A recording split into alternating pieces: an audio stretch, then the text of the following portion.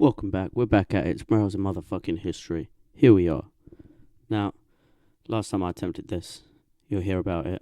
If you go back to Nelson Part 1, last time I tried talking about this, or doing something like this, I done fucked up. I even fucked up already just there. So, we'll see how this goes. Guys, I don't know if it's going to be half hour long. Might make it to the full hour, but who the fuck knows? You see, I'm going to have to do another solo cast this week. Monday night happened. We couldn't get together. We couldn't record. That was the actual date in history, which was sad. But I had to go do a practice comedy gig, which went awful. God damn. If you ever try to tell a joke about a doctor, fucking a blood pressure machine in front of a room of 8 comics who are there, tired, they're waiting to go on, or they've already been on and they're fucking obligated to stick around, and literally 2 audience members. God damn, when a joke like that is bombing, and you're talking about a doctor fucking a blood pressure machine, it's hard times, guys. It's hard times. But it was all practice for a big gig I had next day. Backyard Comedy, one of the top comedy venues in London, and that went well, so quids in. But that's also where we couldn't record Tuesday. Wednesday came around. It ain't happening Wednesday. I've been keeping the lady up already 2 nights late. I ain't doing a third in a row. And then tonight, I'm recording on the spookiest day of the year. No, not 9/11, motherfuckers. It is Halloween. And Jan's got some kids, guys. He's got little sprouts to look after. You can't be putting him out on the Halloween when his kids want to be out there dressed as ghouls, getting sweets. I can't be doing that to him. So tonight, I'm going to attempt that whole criminal thing of a solo podcast, guys. Hopefully you still enjoy it. I can rattle on. I can chat shit for days. I'm in the weave, guys. I'm like Donald Trump out here, just chatting to Rogan on the weave. It's doable. So, this week, our date in history, we're looking at October 28th, 1860. You can already know what this is about. It's about Jigorō Kanō, guys. You know who that motherfucker is? This dude invented judo. A few other things too, which are worth mentioning later on in the cast. But he did some dope shit. Little Japanese dude just throwing motherfuckers, hitting them with the planet of... It's dope. He's a cool guy. Before we get to him, I've got to give a shout out to our sponsors, Waghorn Decorating. Absolute geezers. If you want your house turned into the sickest old school judo dojo, these are the guys to get hold of. They'll do your mats. They'll put those paper doors up. They'll paint it all wood shine and nice. Fuck it. You want a kanji on the wall? You want to have that spirit of judo in a Japanese letters that might even say udon noodle? Fuck it. He'll paint it up there. Even if you actually want udon noodle painted on your wall, I'd have it. I fucking love an udon noodle. I'd have it there all day. They'll do that too, and they'll do a fine job. So if you need your painting, decorating needs done, get hold of Waghorn Decorating. Absolute legends. Now, guys, I know usually on this show when we talk about our date in history, Jan's out there slapping some fucking bangers of birthdays, and I bet you think you're gonna miss out on that. Because this old stuttery fucks up the date, fucks up the year every time. Sammy boy, you think it's going to go wrong, but nah. The geezer's chucked me his notes, hasn't he? He's still about. Even if he's not there, he's there in spirit, guys. On Halloween, spooky guy. Loves Christ, but he's an apparition on Halloween, bruv. So, here's some birthdays for 28th of October 1860. We got Henry III, the Holy Roman Emperor. Not England's Henry III, not that geezer. I can't exactly tell you what our Henry III geezer did. But this dude, a Holy Roman Emperor, that's pretty kicking. I'm going to have to move the mic every so often, guys. I'm in the laziest position. So instead of sticking the missus away while we record, I've stuck myself away. And I'm just laying on my back with the mic stand on my chest and a mic pointed down to me. Like, this is the laziest podcast position ever. Just rotting here in my own bed. But it's easy. Everything's compact. 1466, we got Erasmus, Dutch Christian. He's a humanist. Nice guy. A real Christian. They're going to be a humanist. And he was considered one of the most important thinkers of the Northern Renaissance. So up in Northern Europe, he's a smart dude. He's really out there thinking. He's Dutch. Of course he's thinking. He's out there in the cafe, bruv. He's out there in Amsterdam just thinking away. That's all this Javi was doing. But he was a good Christian about it. He's thinking nice thoughts, thinking happy Jesus thoughts, thinking about how he can help his fellow neighbour. Top guy. 1798, Eliphalet Remington. Now this dude, you guys heard of a Remington? The rifle, the cowboy rifle. This geezer invented the Remington Arms Company. Absolute fucking Donny. Absolute king. You can't have cowboy times without Eliphalet Remington. God, I hope I'm saying that name right. Eliphalet. Fuck this. Eliphalet Remington. 1798. We got in 1794 as well a dude named John Liston. Where's Liston? Why don't I know? He ain't no Sonny Liston, bruv. He ain't a boxer. See, this John Liston, he was an important surgeon, bruv. He was known for his speed, pre-anesthesia. So while you're sitting there in pain, biting down on a wooden fucking stick, maybe just chugging whiskey to get through it, this guy will just crack out the job. Just skibbity boop, get it done for you. Top fella. He's known as the fastest knife in the West End, London, repping. On average, his leg amputations took 2.5 minutes. This geezer could saw. He must have been a carpenter at some point in his life, because this geezer was sawing them bones off quick. First man to publicly perform a surgery with anaesthesia. That's cheating. They just gave him the cheat code in public too. Just, show some people this. He would have been so quick with it too. Surely you'd want the opposite. You're trying to show off how dope anesthesia, fuck it. You're trying to show how dope that is. Wouldn't you want the guy who is the longest, most brutal surgeon? So you can have him, hacking away in the butcher shop while Keith is still there smiling, puffing on a fucking cigar. That's what you'd want. No showman. Back 1837, you'd think there'd be a showman back there. This dude was 6 feet tall, John Liston, and operated in a bottle green coat with Wellington boots. This geezer was swagging.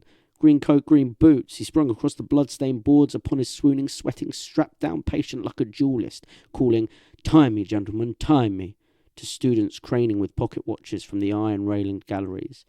Everyone swore that the first flash of his knife was followed so swiftly by the rasp of saw and bone that sight and sound seemed simultaneous. To free both hands, he would clasp the bloody knife between his teeth. This dude's a gangster.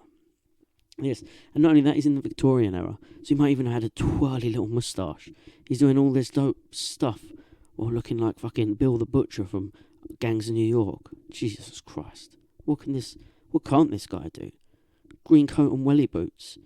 Hacking at your bones. Knife in his mouth like a fucking Victorian pirate. Yeah, I'm going to try and find a photo of this bad man. I'm going to do it right now, live on the cast.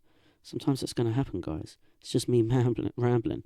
I might even get myself a little fucking Google mid-pod. Am I going to pause?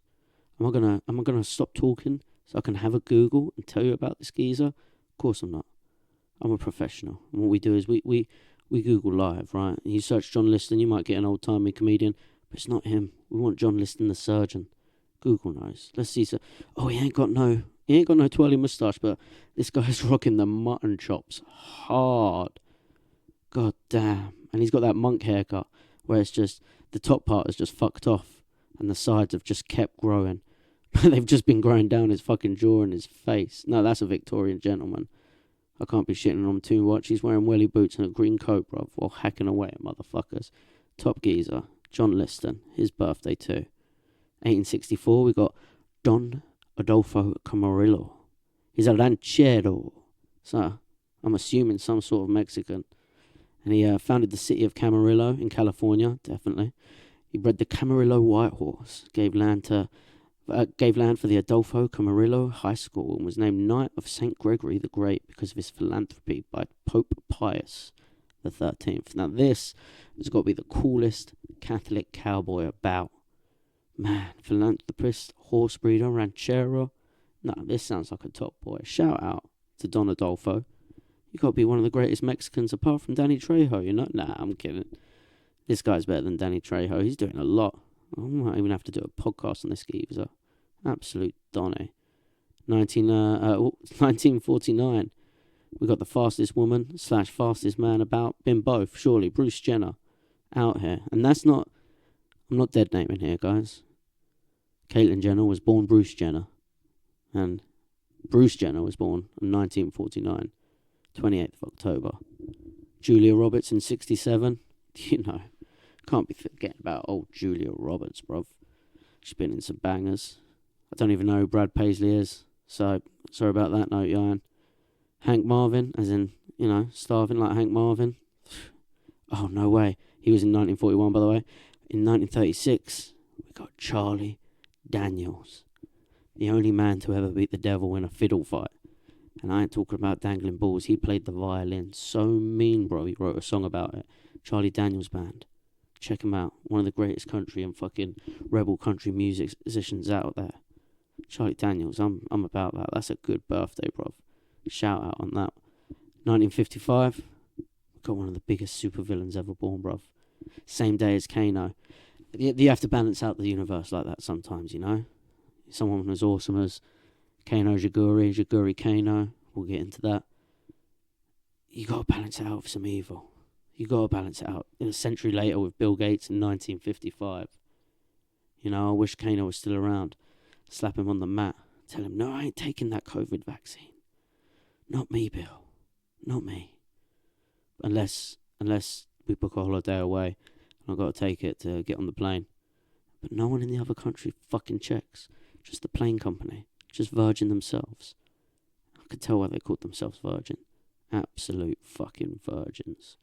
There's one more birthday. Which I save till last because it makes sense.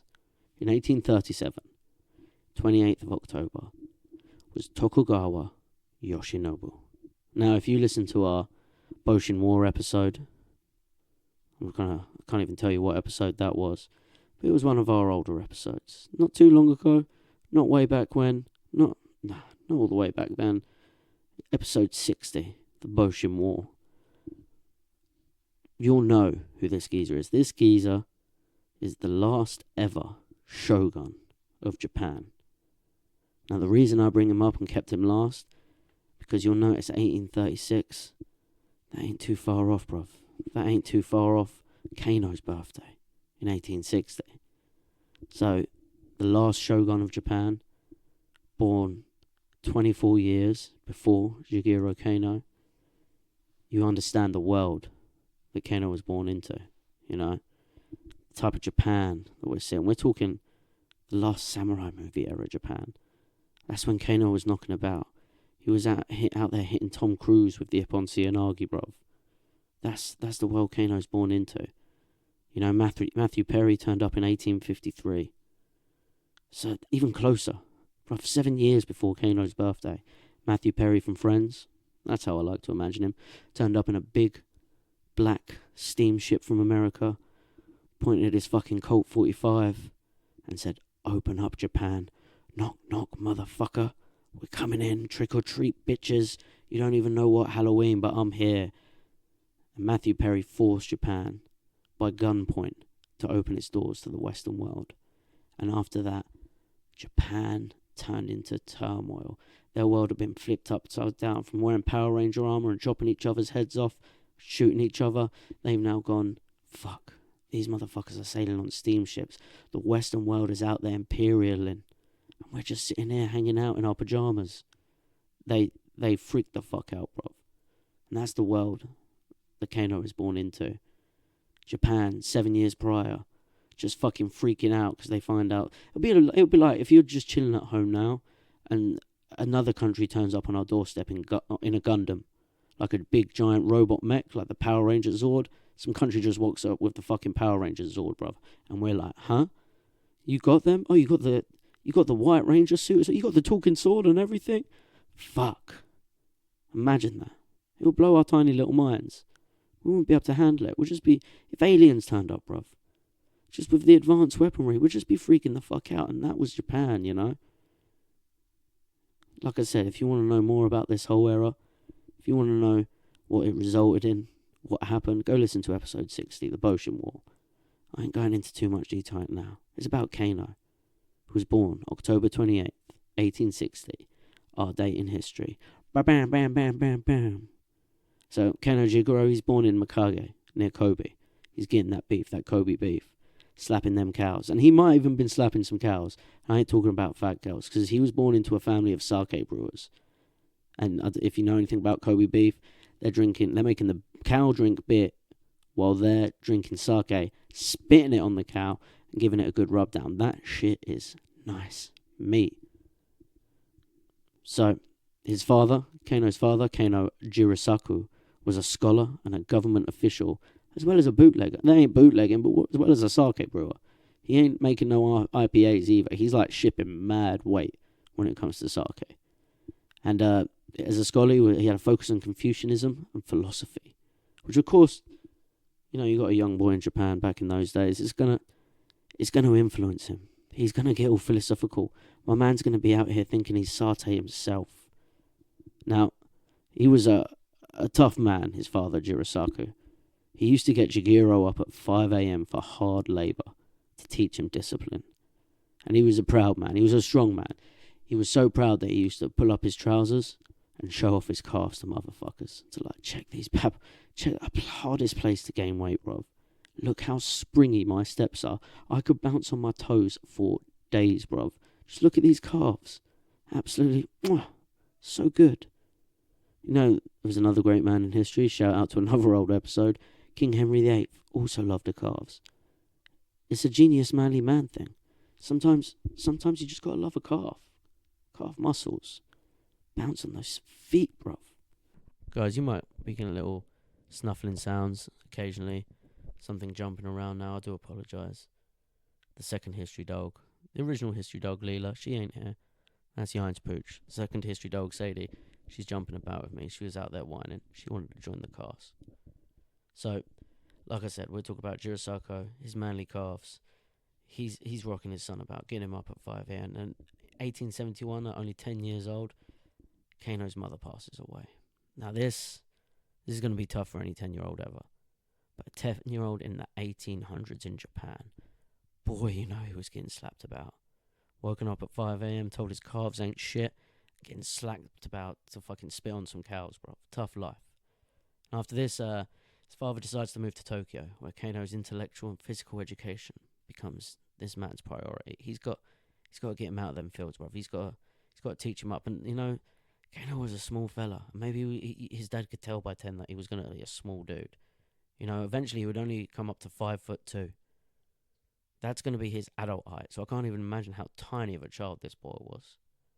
1873, Kano enrolls in the Kasai Gakko, which is now part of the University of Tokyo, where he excels in academics. But he's a real nerd, proper nerding out. But the problem is, he's such a nerd, he's getting bullied, bruv.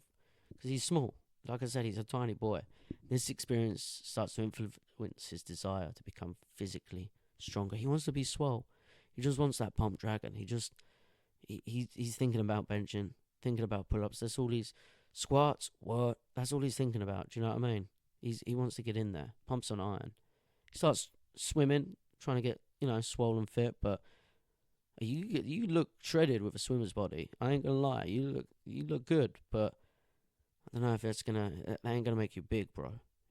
He needs to be getting on those plates, lifting some serious plates. 1877, Kano enters Tokyo Imperial University, which is now the University of Tokyo, and he studies literature and philosophy and political science. But it ain't Japanese political science he's just learning. He's learning Western political science. All the philosophies, bruv. Japan's opening up. It's been 27 years now.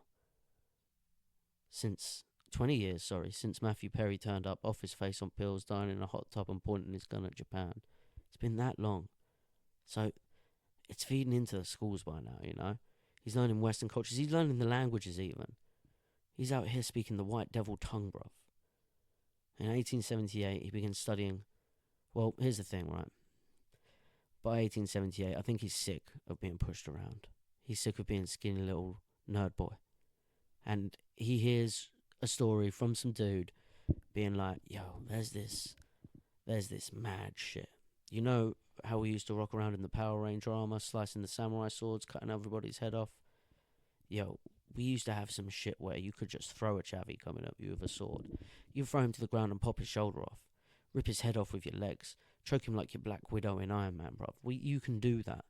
You can do that, for reals. It ain't just seeing what you've seen in the movies, bruv. You can really do that shit. And he don't believe him. He has no belief in this chavvy telling him that he's got the good wassa wassa. And Kano believes this geezer. He's like, you're telling me I can be the bad man. I can really just chuck a dude by his arm, hold him on the floor, snap that shit, maybe go for a little squeezy footlock, pull his neck off by his jacket or some shit. For real, this chavvy tells him. Tells him about the secret of jiu-jitsu. And he starts going around looking for a jiu-jitsu school. He meets one old school teacher, but this geezer's like, it's gone, it's dead, bro. The jiu-jitsu scene's not as cool anymore, it's dead. Nobody does it. It's not about me, so I don't teach. But he does recommend him to Fukuda Hachinasuke, a martial arts instructor of the Tenshin Shino Ryu school. Now, like I said, although jiu-jitsu it was losing popularity, Kano is still fascinated. And Fukuda's training method considered mostly of the student taking fall after fall for the teacher or senior student. So he was just getting worked. It was like, it was like jiu-jitsu in the 90s or the 2000s where you just turn up and you get wrecked and you just got to deal with it. You just roll on through. You got to go to the next one. If you spaz, they spaz harder. You know what I mean? It's not working out. And he applied on. Kano took it. He took those beatings. But Fukuda did stress applied technique over like ritual form. So I'm starting to like the sound of this Fukuda geezer. He weren't just about, practicing your katas, standing around. He was like, no, motherfucker. Applied technique. We're getting in there. We're live drilling. You got to make this hype drilling. We're doing some randoris, bro. Heavy sparring. Fukuda might have been in the way. Now, he gave beginners a short description of the technique, had them engage in free practice in order to teach through experience. So exactly that. This geezer's just live drilling. No, just standing around practicing the throw. He's like, no, we're going to practice it with resistance. You got to make this motherfucker work. So this method is obviously hard. If you've ever trained, especially if you're new, this is really hard. This is tough school how you're getting through that. And even more so back then because there were no mats, bruv. They were training on straw mats, literally straw mats on hard wooden floor. Now, all you cauliflower-eared chavvies out there, I'm one of yous. Think you're tough? You ain't training on hardwood floors, motherfucker. We ain't even talking shitty karate mats in a fucking school hall. This is hardwood on straw. I don't think a lot of dudes, including myself, would be up to hack it as long as we have, if we were training on that. On August 5th, 1879, Kano is actually, this is cool as shit. Kano is actually part of a judo demonstration for the US President, Ulysses Grant. That's pretty cool, man. He's only a year in, and he gets to be he gets to be in the seminar, bruv, for the President of the United States after only a year of jiu-jitsu. That's dope, bruv. That is dope. Now, in 1881, Fukuda does die, and Kano's got to find a new teacher. He studies under Iso Masatomo, who's another master of Tenshin Shino Ryu, and he learns grappling and other techniques, and starts adding his own things. 'Cause like I said, he's a small dude. Even now, he's getting more swole by then. He's still a tiny dude, right? He's getting there. He's getting hefty, His chest's growing, his shoulders are growing. Still a short king, though. And he has trouble defeating this one dude, Fukushima Kanekichi, who was one of the seniors at the school. So Kano started trying, maybe shit this dude don't know. Maybe some unfamiliar technique. He started trying first, trying sumo shit, which he had learned off of his homie Uchiyama Kasumon. Excuse my terrible Japanese pronunciation, guys, but you gotta just go with it sometimes. Sometimes. So he tried some sumo techniques on this big fella, and that ain't gonna work. I don't know if you chavies have ever watched sumo, but the little rock ain't pushing the big boulder, bruv. And then he started looking up some other grappling arts, and this is one of my favourite things about Kano, because, look, judo, jiu-jitsu, wrestling, sambo, grappling's just grappling. It's just grappling. Grappling, bruh. It ain't. It's just wrestling, all of it. It's just grappling out here. And he knew this. So he tried what's one of my favourite throws in wrestling. He took it from Western catch wrestling, what we likely nowadays would just call submission grappling, to be fair. And he tried one of the dopest throws, one of my favourite throws, the fireman's carry. Now, this ain't some pick 'em up in the air, run around like you're the big show. Now, this is a legit cool throw. And he studied this throw and was like, yo, this is sick. And this worked. This worked on his homie Fukushima. He managed to finally take him down after years of being this geezer's punching bag. 3 years of just getting thrown around on the straw mats by this big fella. He hits him with the fireman's carry and blap. He gets the hip on, bruv. And after this, he started training as well his favourite throw, which, by the way, motherfuckers, I've been drilling that this week. And it is sick. It's banned in judo nowadays because it's pretty gnarly. Like before, I did it with my homie. I'm like, bruv, you might wanna if you gotta, because I ain't doing it shitly, but you might wanna if you gotta do a forward roll, because otherwise you're landing bonk on your head. I know this for a fact because he forgot to forward roll on one of them, and yeah, motherfucker almost landed on his neck. It's a sick throw. It's called the kata gumara, I think. Let me double check that. The kata garuma, or shoulder wheel. It's fucking sick. It's absolutely dope. I mean, it's taught in most judo schools probably still, but at the moment, the judo organisations of some countries prohibit this throw in competition judo. In 1881, Fukuda's widow gives this. So the same year he's getting all these sick throws, Fukuda's widow, his old teacher, his old lady sees Kano, 21 years old, dropping the fireman's carry, making his own throws, and he says, "Oh, this young boy." And she gives him the scrolls of the school. Only 21 years old, he's got the ancient scrolls, bruv. He's got the real magic, the real jujitsu, bruv. A year later in July, he graduates and graduates school uni and starts beginning his work as a professor as well. So the whole time he's learning all this judo shit, he's still doing his other stuff. You know, he's still getting his education. He's a real boy. At the age of 21, he decides, you know what, I got the ancient scrolls. I'm out here teaching students in a real school and shit. Fuck it. I'm going to start my own club, bruv. It's going to be mine. Mine. And he starts the Kodokan Judo Institute. He even calls it an institute, bruv. That's how much of a nerd this geezer still is. And this was first opened at the Ishoji Temple in Tokyo. And he starts combining techniques from all jiu-jitsu schools. All of them, bruv. Shinyo-ryo, Kito-ryo. He's trying to create like a standardized sport. You know, he's like trying to make it a little bit safer so it can be healthy, you know. Making it a bit more of a systemic martial arts. You know, you learn this, you learn that. And he doesn't call it jiu-jitsu anymore because he realizes what he's doing. You know, he's not teaching the gentle skill anymore, which is what jiu-jitsu literally translates as, gentle skill. He decides, what I'm going to teach is more than just how to throw a motherfucker and plop their arm off. I want to teach a whole way of lifestyle, a whole system, just to help you improve and be a doper person. And he decides to call this the gentle way, which, you translate that into Japanese, you get judo. He's emphasizing skill and flexibility over just the brute force, bruv. But saying that, by now Kano, he's getting hefty, bruv. You know, a year later, like I said, after throwing his homie, he's feeling like Billy Big Bollocks. He's starting getting a big chest, broad shoulders, and guess what else he starts doing? This motherfucker's now, he's got something his father would be proud of. He's got calves like fucking machines. You're only going to know what he does. He's going around lifting up his trousers just like his pa used to.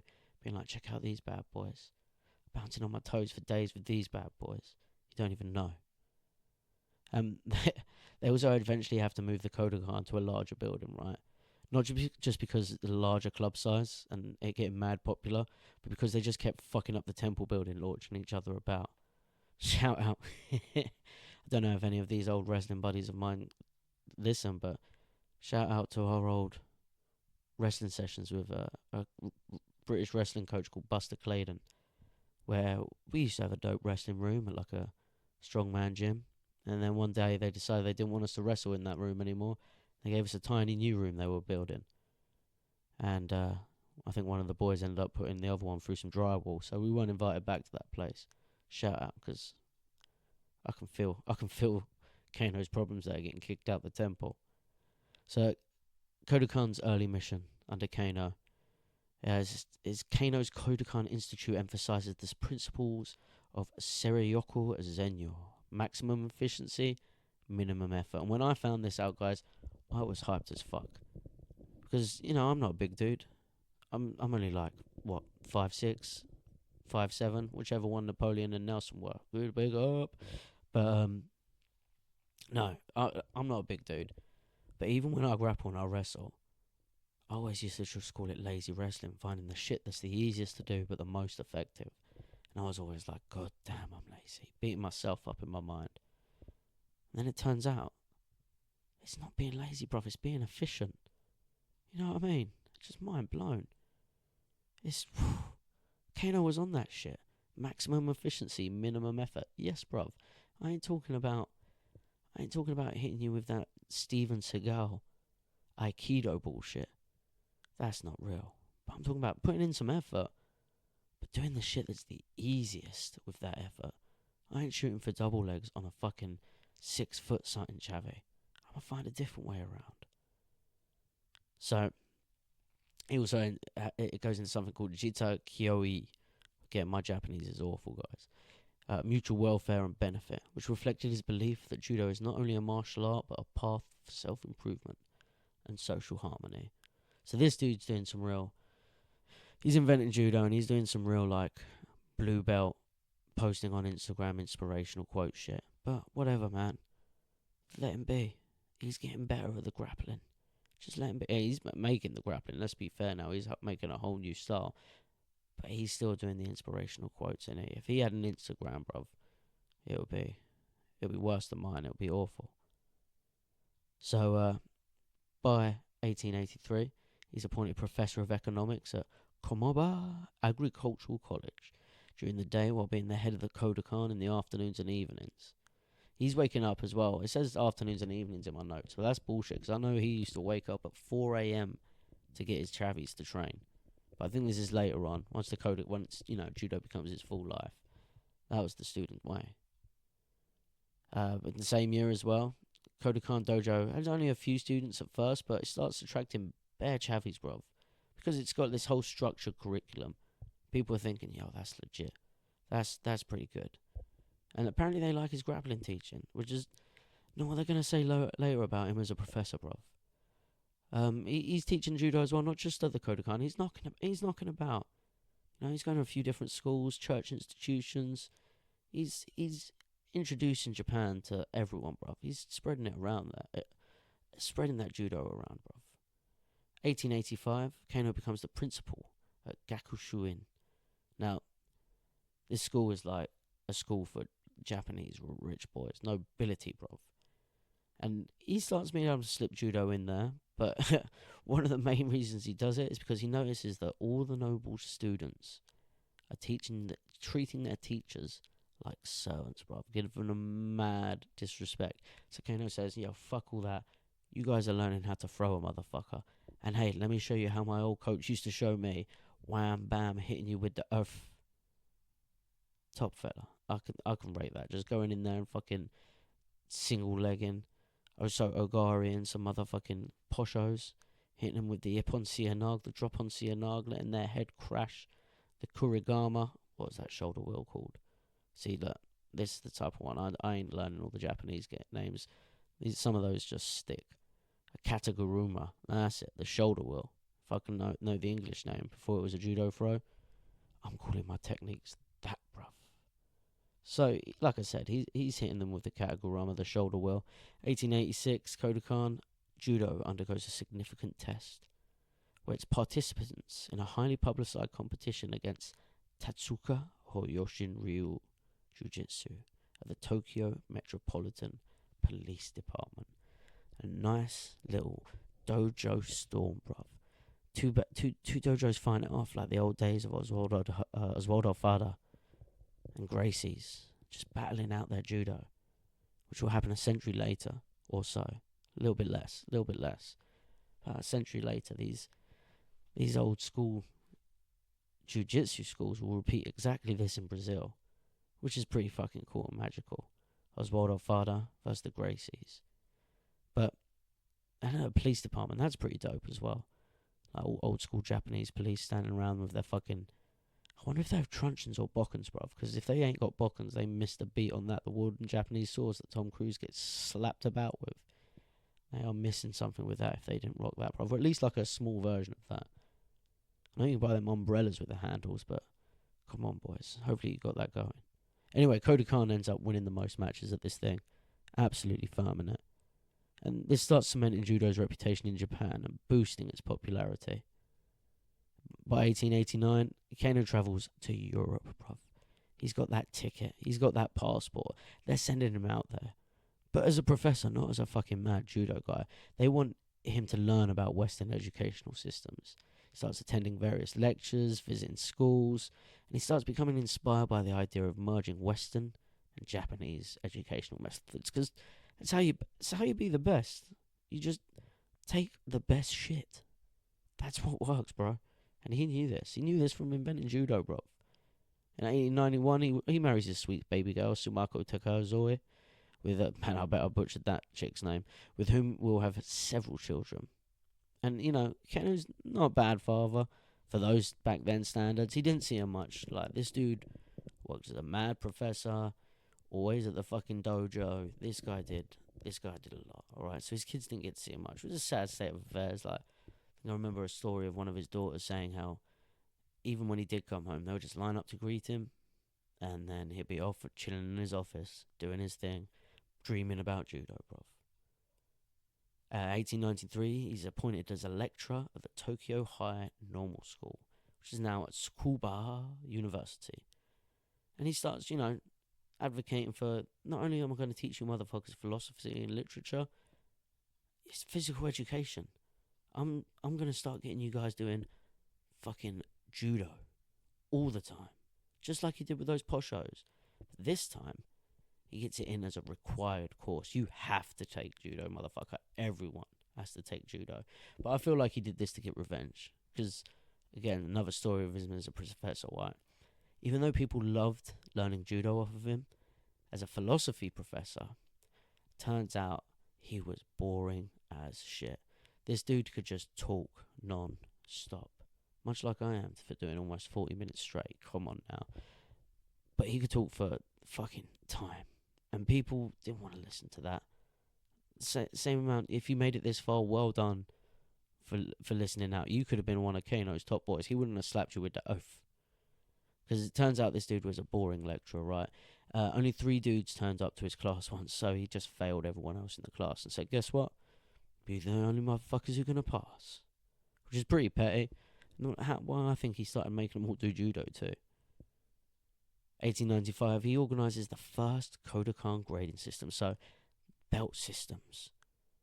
This dude invented belt systems for martial arts, the same ones we all use nowadays. I know some people have all sorts of colours, fucking double dragon, high kick up your asshole belt, whatever. But just the standards, starting with the white, working your way up to brown, then black.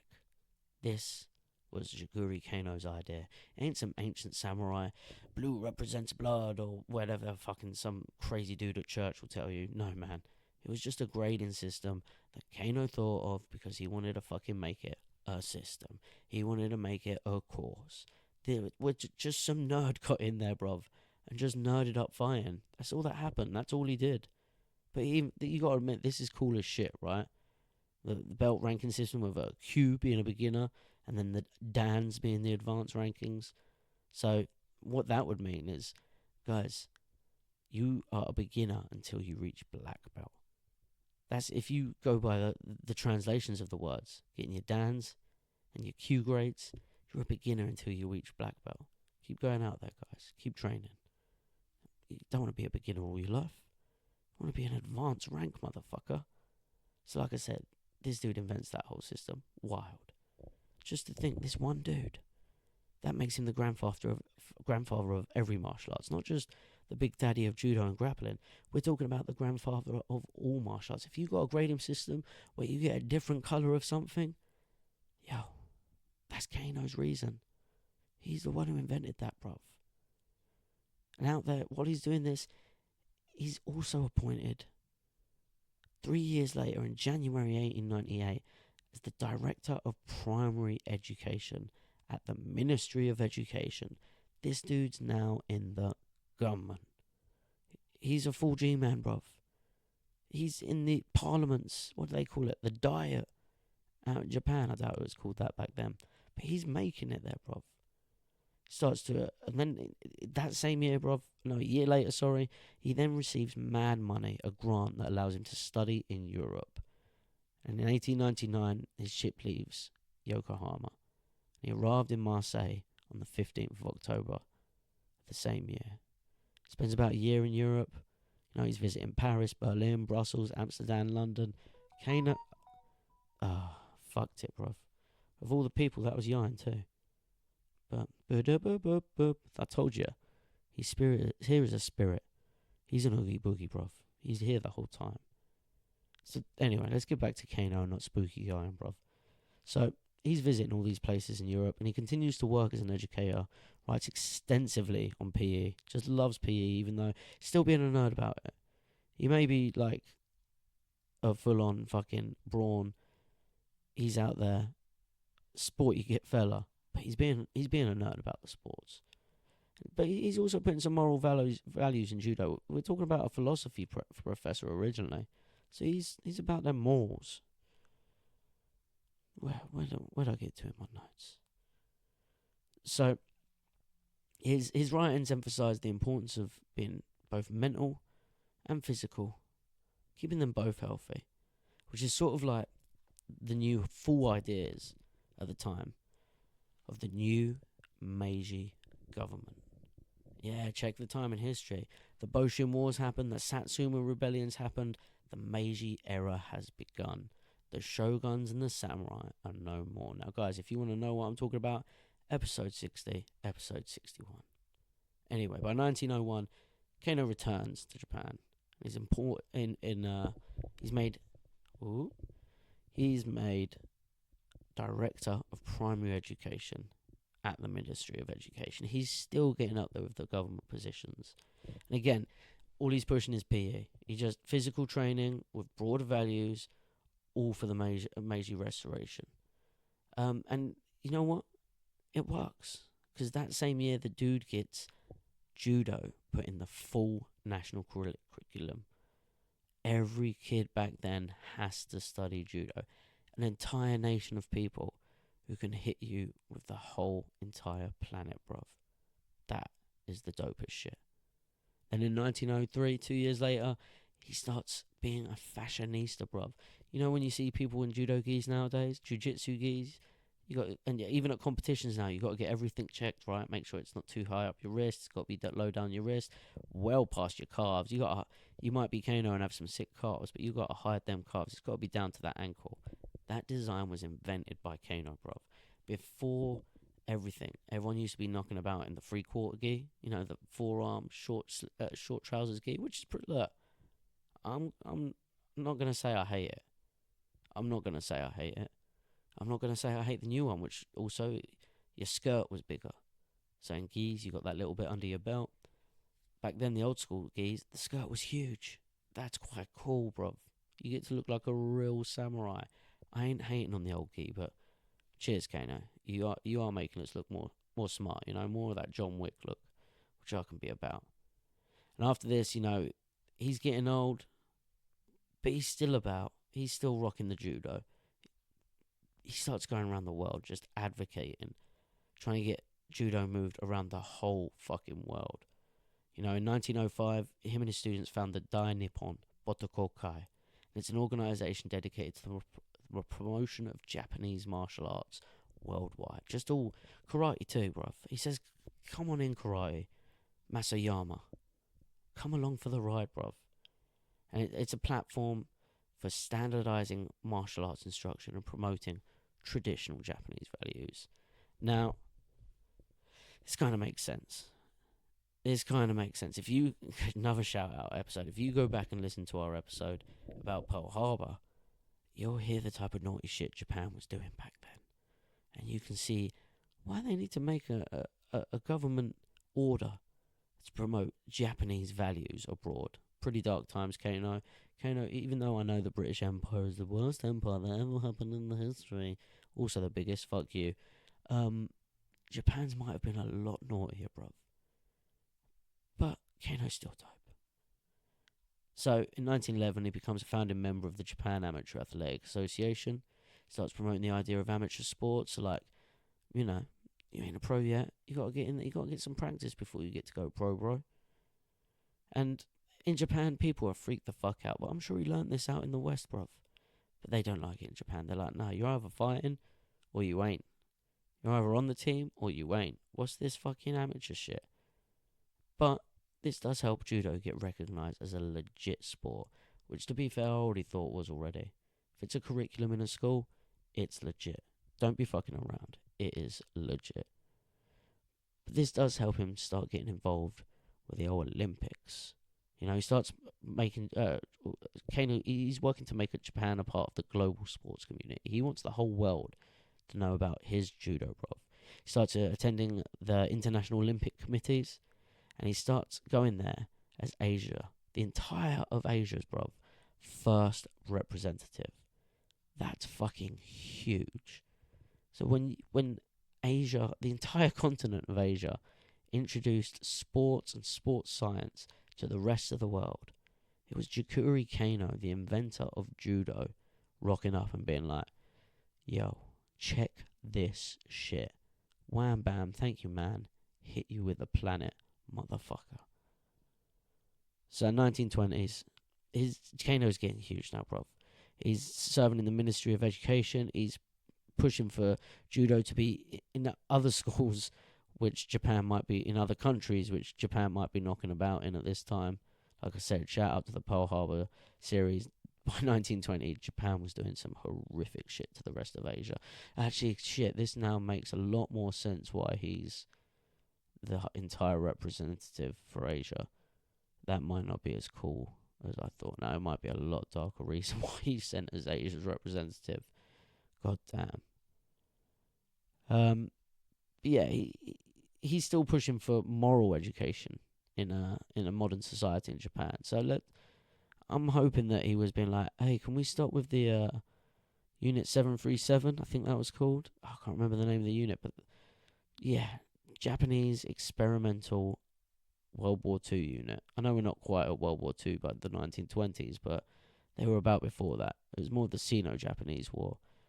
They were working their way to that. So hopefully Kano saw some people and was like, yo, maybe we need to chill. By 1924, he's putting in a whole new judo form. The Nagi no Kata is a whole new throwing form, and it's like he's inventing this way, like those warm-up drills when you're strutting around, dragging each other, pulling each other in certain ways. He's inventing these. That's what he's inventing in 24. Just like movements, you know? It's just little, just basics to teach some real principles in a structured way. And this is all part of his broader meaning to standardise judo techniques in its teaching. And in 1928, the dude gets to represent Japan at the 9th Olympic Congress in Amsterdam. And he's really trying to strengthen Japan globally, bruv. He's like, yo, seriously, guys, you should check out this judo shit I do. It's fucking sick. I know you guys don't have wrestling. I know they did have wrestling in the Olympics. I don't know about then. But shit. He's up there. He's chucking wrestlers about. I don't know if he was into Nogi, but I'm sure he could figure it out, bruv. I'm sure he could figure it out. And yeah, it's still, here's the thing. It's still not making it. It's still not getting into the Olympics, but he's trying. Now, the 1930s are popping up, and Kano's still the top dog in Japan when it comes to physical education.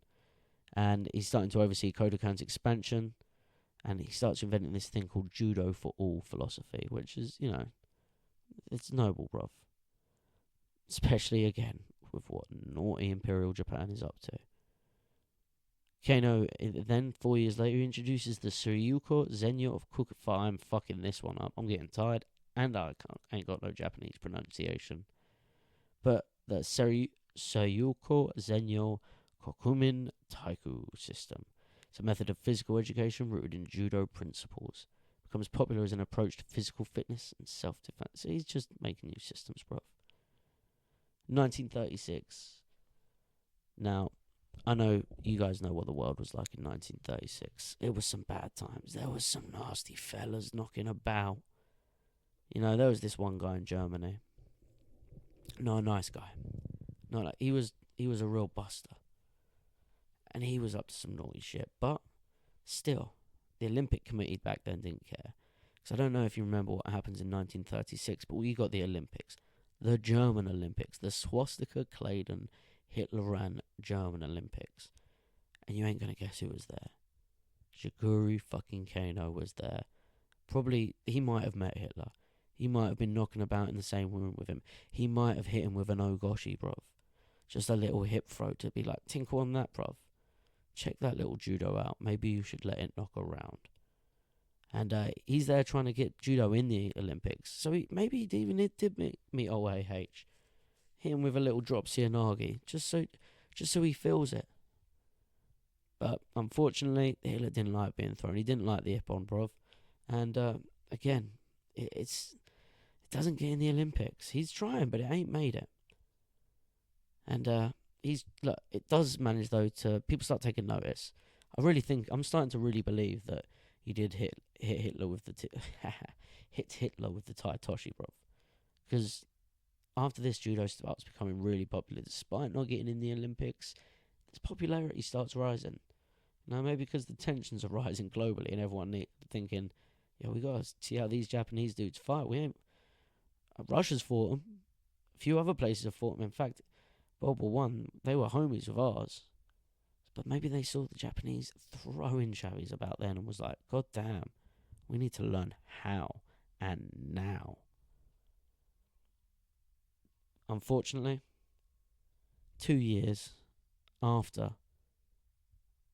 hitting Hitler with the Osotogari, bruv, during his return journey from a trip to Cairo, Kano dies of pneumonia on May 4th aboard the SS Hikawa Maru. And it's a significant moment for Japan. They're big sad, bruv. He's honoured as a national hero for his contributions to education and martial arts and the entire international sports movement. And it's a big sad time. Nobody wants Kano dying, bruv. He was a hero. The legacy continues to impact martial arts even to this day. Education, sports, worldwide, the lot, bruv. It wasn't until 1964 that judo finally made it into the Olympics, but it made it. It made it. Kano's dream, bruv. It happened. 30 years or so after, but he got there, bruv. I'm happy for him. And his principle of mutual welfare and efficient use of energy still remains central to judo. And like other things have taken it on. Jiu-jitsu, educational systems. You know, Kano's life is a testament, bruv, to the power of physical discipline, intellectual curiosity, and social reform. Through his pioneering of judo and his commitment to educational reform, he became a transformative figure in Japanese culture and a lasting influence on martial arts and sports around the world.